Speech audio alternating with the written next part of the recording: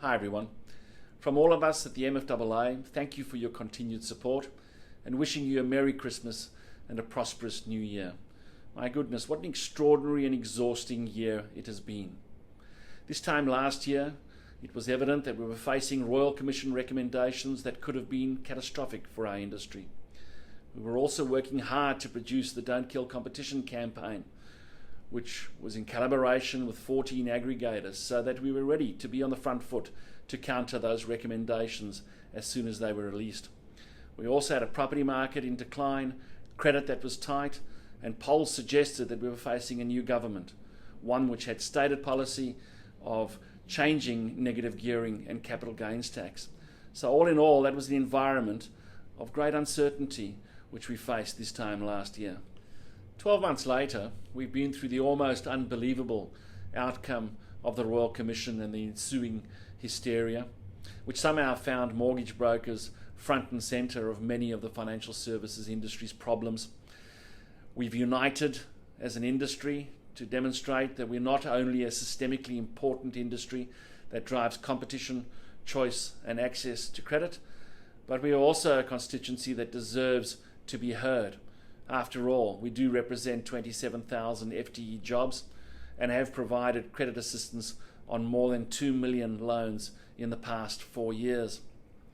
Since the Royal Commission's final report and following the launch of the MFAA Don't Kill Competition campaign and significant advocacy activities by the MFAA and many others, we've had both sides of politics reject the Hayne recommendations with regards to mortgage brokers to varying extents, and we've also had government that have decided to retain broker remuneration structures until a further review in 2022.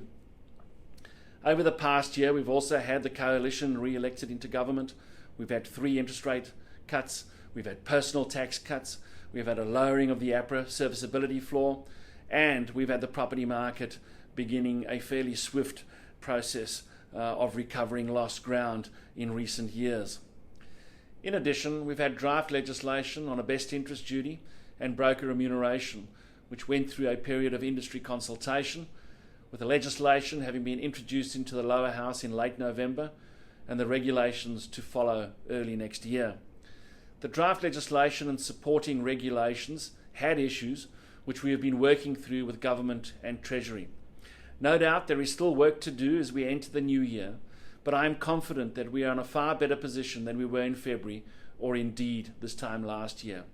I also feel strongly that we are well positioned to rise to the challenges that lie ahead.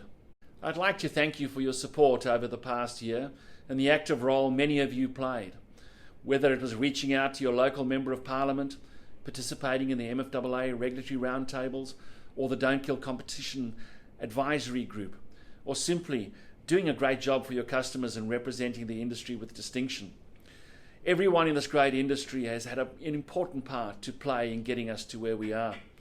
I'd also like to acknowledge the many of you for your wonderful messages of thanks and support sent through to the team during the year.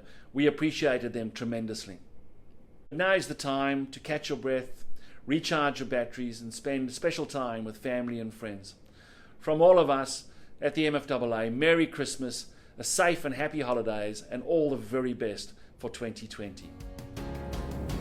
Merry